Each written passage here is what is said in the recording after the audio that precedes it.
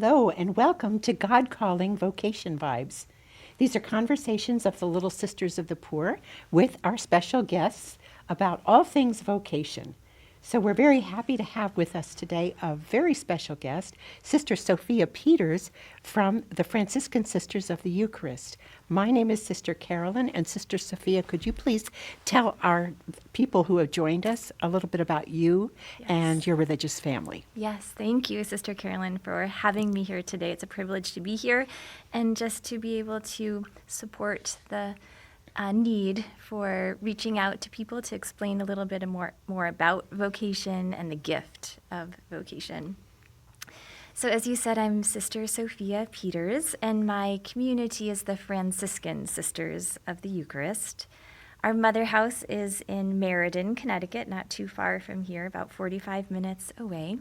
And this year, we're actually celebrating our 50th year of foundation. Congratulations.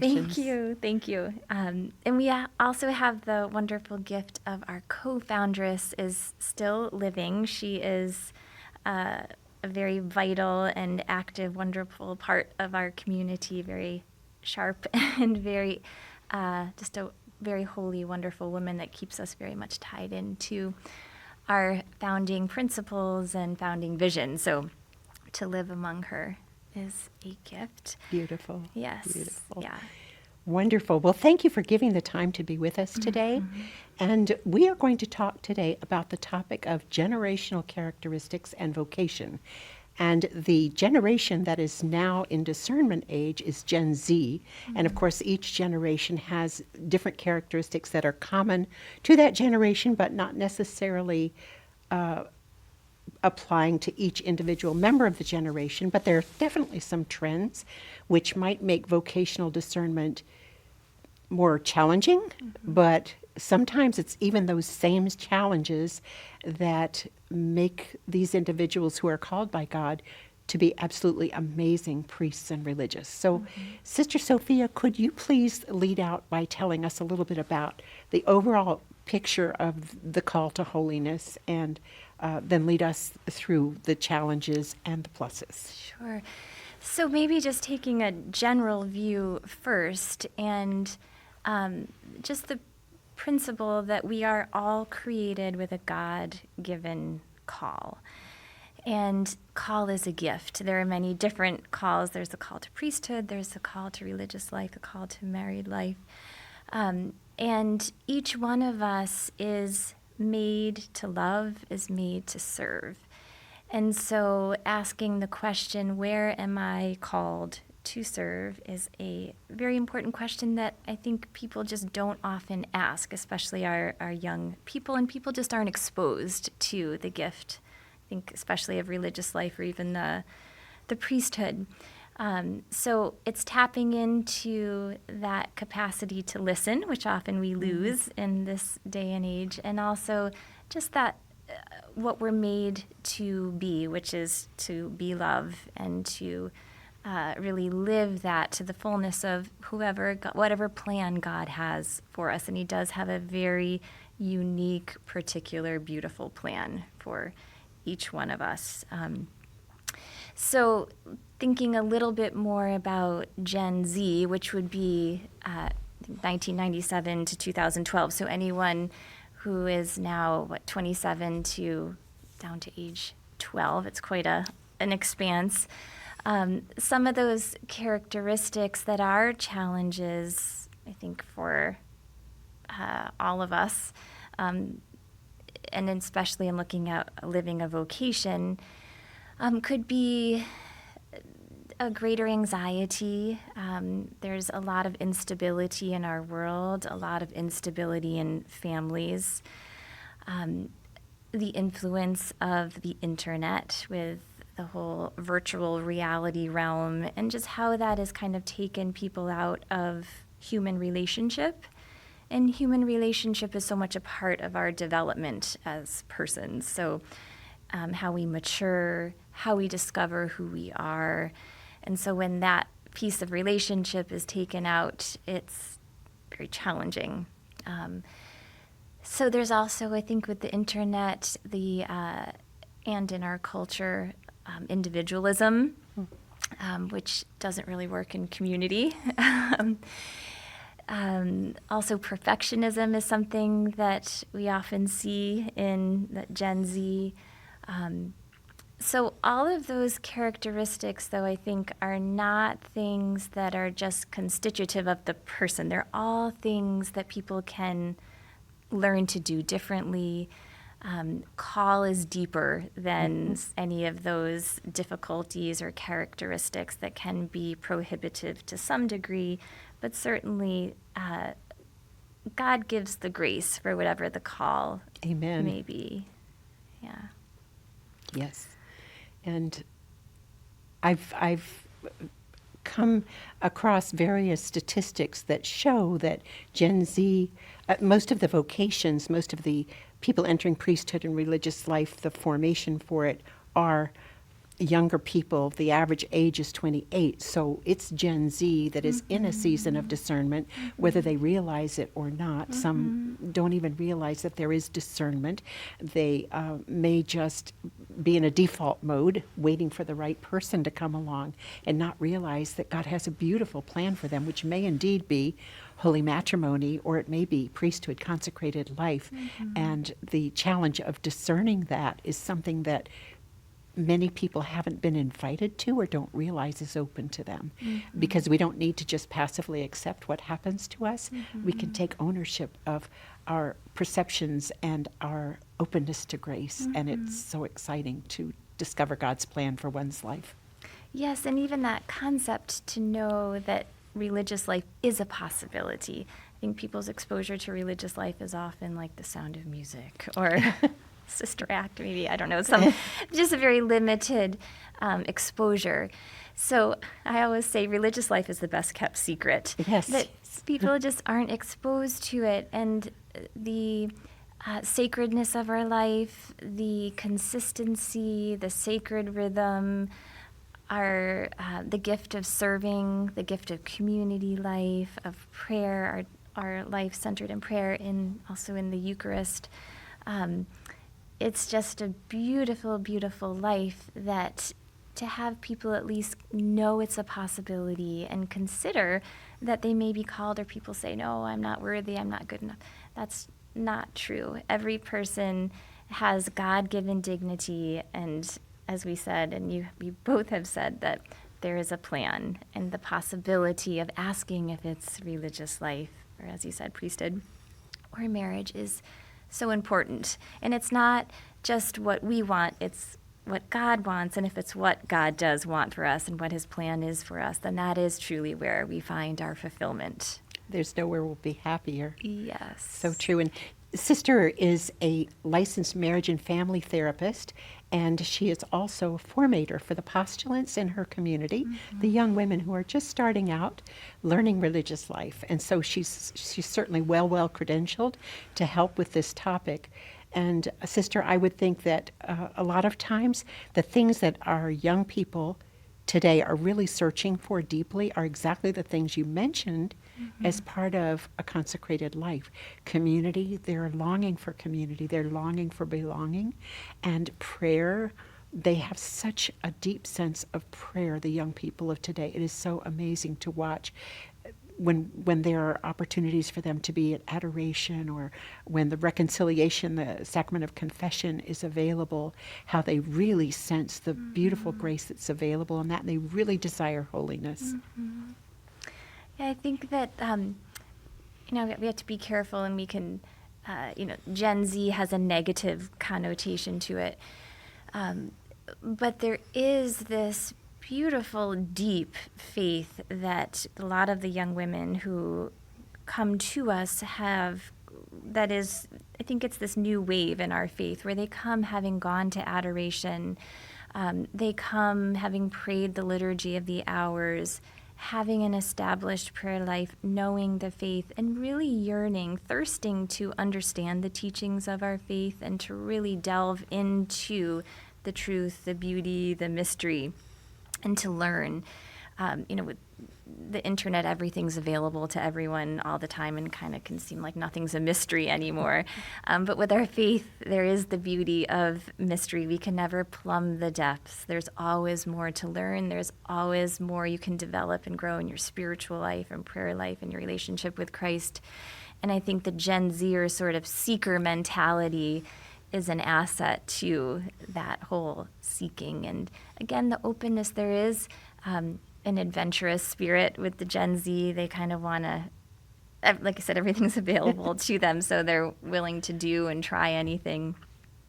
Commitment is hard often, but just even taking that step toward deepening prayer life is a step into, again, this question of call, Yes. where things can be opened Yes. up. And I love how you mentioned mystery, because religious life, one's call is a mystery. God is a mystery. There are mysteries in our faith. But the call is a mystery, and it's something so personal between the individual and God. It's so sacred, so awesome, so wonderful. And it's just amazing when people have the courage to step forward and to discern that.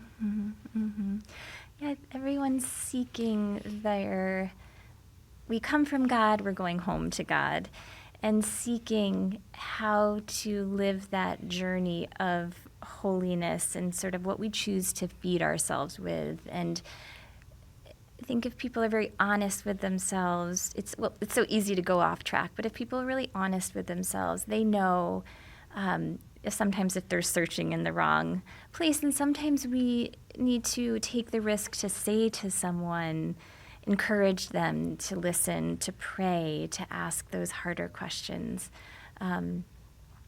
to help people find what it is that who they're meant to be, who God made them to be, help them come into the fullest potential of who they are in God. Yes. And generationally, where the millennials had all this hope and idealism, research shows that members of Gen Z generation are much more reticent. They want to study things over and ponder, but that's not all bad. That's not all bad to prayerfully consider before you go forward, but also that they ultimately choose careers and vocations that to them will help make the difference that they see as needed in society. And to me, that's very exciting. Yes. Yeah, the desire to serve is in us. The desire to love radically is in us. And the different avenues that are available, especially in our church, I think are so varied and beautiful, the ways that we can offer ourselves. They're already there. Yes. And so discovering what's there. Yes. And then ourselves are revealed through those ways of service. Yes. And this is God Calling, Vocation Vibes, Conversations with the Little Sisters of the Poor. Our email address, in case you have comments or would like to ask a question, is LSPUSA-Podcast@gmail.com, LSPUSA-Podcast@gmail.com. And we have with us again Sister Sophia Peters from the Franciscan Sisters of the Eucharist, helping us with a discussion on Gen Z and generational characteristics as they affect vocational discernment. So, Sister, what are some of the other things that could be challenges, but also could be great strengths, ultimately, for a vocation discerner? Well, the challenges that I alluded to before about anxiety, communication, or struggles in communication and struggles in overall, probably this is related to anxiety, but the fear of giving something up, the fear of making a commitment to something. Those are, I think, what I see as, or what we see as some of the primary challenges. As you said, there can be a reticence there to be able to enter into something that is unknown. But the hope is that when people do take that risk to dive into the unknown and can surrender and hand over a little bit and take some risks, what they enter into is not a spirit of fear, but is a spirit of freedom. And again, that's what God longs for each of us. So it seems that that's what we're made for, and when people kind of touch into that a little bit, then they get that sense of being right ordered, that sense of God talking to them in their hearts, and being able to respond. The grace is what's much stronger and what's much deeper than I think any of the anxieties, the fears that are there. So we have to trust absolutely, and that it's God's call.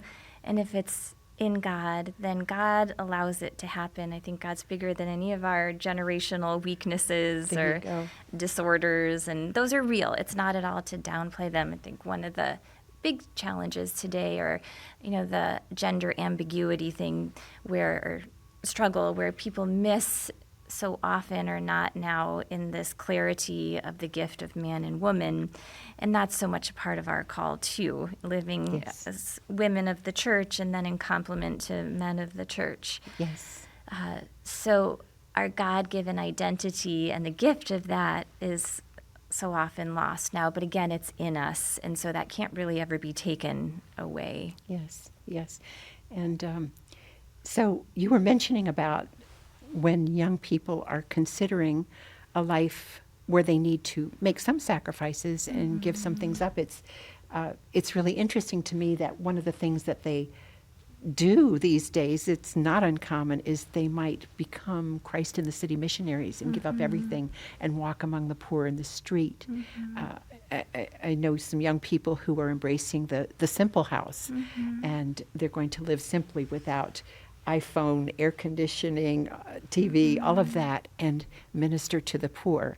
And of course, that's for a time-limited period, Right. but their hearts long for that. They live in community, they pray together, they serve the poor. So all of the elements are there, and they don't realize that, yes, this is doable, and it Yeah. is doable for a lifetime if this is what God calls you to. And he does, as you said, he doesn't give the grace, he does give the grace, and the grace is certainly stronger than any draw of the sacrifice. Yes. I don't know if you're familiar with Father Robert Spitzer. He is a Yes. Jesuit priest, and he does a lot of education on the intersection of philosophy, education, and theology and science. And he has what's called the 4 levels of happiness. And this is this sort of ascent to fulfillment. And we often get stuck on level 1, when level 1 is sort of like body happiness, where I want to eat a lot of dark chocolate and then I'll feel good, but it's fleeting. And that tank can sort of never sustain itself. It's going to go empty.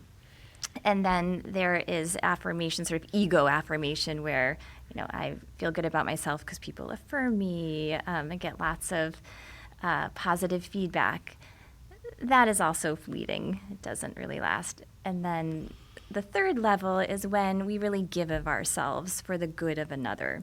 That does have definitely a more lasting effect on seeking our happiness. But the 4th level, and what you're referring to, is this transcendent level where it's perpetual, where it's in God and it's beyond us. That's where we truly attain happiness, or seek the greatest level of happiness before heaven anyway.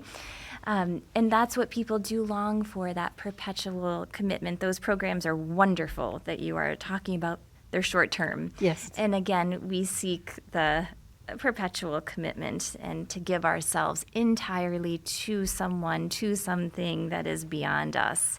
And again, we're wired for that. Yes. We do long for it. Yes. And the young people of today, they know that they're made for more. Yes. They just sense that. Yes. So to have the courage to go ahead and open your heart to what God has for you is an amazing thing to be able to do. And they can. They can. Sometimes they think things are stacked against them, and the odds are that they would never make it or whatever. But, give God credit. Give God credit. The grace and the strength are from Him, Yes. not from ourselves. Yeah. And He can do beautiful things. He's the divine artist, and He can paint a beautiful picture when we're a willing canvas. Yes. Yeah, one of the things that I think makes it less of a viable option for people is, as we were saying, there aren't as many sisters now. But because there are fewer of us, it does not make it any less of a beautiful, viable, essential part of our church and really of the world. And Pope Benedict, I don't remember where he wrote this, but he said that our church will become a smaller church, but a stronger church. And so, again, just the possibility of checking things out, seeing, Yes. what your vocation might be. Yes. Just because you don't see sisters everywhere, it doesn't make it any less of a possibility for anyone. Right. And Sister and I may not live down the street from you, but we're reaching out to you through the airwaves. So please don't hesitate to get into contact with us. And if you feel like God may be doing something special in your heart that is indicating a possible priestly or religious or other consecrated vocation, take the next step. Because taking the next step doesn't mean signing on the dotted line. It means finding out more and opening your heart to what God may want to say to you through communication. And so, as Sister said, we're not present everywhere, but sisterhood is a beautiful thing. So do get in touch with us if you would like to get your questions answered or have a sister walk with you in vocation accompaniment. So again, the email address is LSPUSA-Podcast@gmail.com. And Sister and her community and I work closely together, and we will be glad to connect you with resources according to how God might be calling you. Yes, yes. Don't hesitate. There are many, many resources that are available, and lots of people that would be willing, like you're saying, to talk directly with you. Yes, yes. So have courage. Our popes, every one of the popes says, have courage, leap forward, be not afraid, because God's grace will sustain you. Sister, are there any last pieces of advice that you might like to give to young men and women out there who are either discerning a call or maybe not even aware that discernment's a possibility, but willing to open their heart to God's beautiful plan for their lives? Yeah, thank you. Our world is noisy. We have screens all the time. We have noise all the time. We're distracted, confused often. And to give yourself the chance for quiet, to listen, to turn off screens, to turn off speakers, to take the earbuds out, and to commit to giving yourself some quiet time to be able to listen, find silence. God does miraculous things in silence, and God doesn't drop from the sky and tell us what to do. God speaks to us through our heart. So to have that time of silence and quiet, whether it's outside, whether it's in your bedroom, whether it's just in a peaceful place that you really like to be, 5 minutes, if you can consistently take time to just try to listen to what God might be saying in your heart, that would be a wonderful gift to give oneself and also just to give the world, because God needs each person to fulfill the God-given mission that he or she has. Yes. And Gen Z was the first to grow through their adolescence in the digital age, like totally in the digital age. And so perhaps they've not been taught how to turn it off and listen. Yes. And yet it's a need of the human heart. So that's excellent advice, Sister. And certainly, these programs that I discussed, they have silence. And we in religious life have periods of silence. We as little sisters are, as you are, very engaged in our apostolates, and there's a lot of joy out there, and there's a lot of good transpiring for the kingdom. But when we go in the convent, we're silent because we're with our sisters and we're enjoying together his presence. And it's not painful. It's a wonderful thing. Yes. So, yes, give yourself permission to pause and to listen, to be silent. Thank you. That's excellent advice. And even just starting, like I said, small. 5 minutes, if that's a foreign sort of concept, to be quiet. And then if you do have more of a developed prayer life, to take the time to commit to going to either adoration. We're in the Eucharistic revival right now, in this time of grace in our church with the Eucharist. So to also take time to actively ask God in adoration, in prayer, what are you asking of me? Help me to see the doors that you're opening to me. Help me to hear whatever it is I might need to hear. Yes, and he loves you so much. So just to trust in him that whatever he asks, whatever he invites you to, the grace will be there. So again, this is God Calling Vocation Vibes. I'm Sister Carolyn. This is Sister Sophia Peters from the Franciscan Sisters of the Eucharist. I myself am from Little Sisters of the Poor. And we've been so happy to have you with us today. We hope it's been helpful to you. And I'd like to invite you to join us next time when we will have nationally known music artist Sarah Hart. She's a composer, she's a singer, a storyteller, she's delightful. Her music is in the hymnals that you probably use in church, and she has sung for the Pope. So she is going to have a conversation with us about how we can be God's instrument as he creates the music of the world. And so be sure and join us next time for that, and tell your friends. We'll be so grateful if you would like and share and subscribe or follow our podcast, because that will help bring it to the attention of more young men and women out there who might be inspired to discover and embrace their calling. And for each one of you, we'd like to say thank you for being with us. Sister, thank you for participating in this conversation. And we will be praying for you, and those we serve will join us in praying for each one of you and for your personal vocation with God.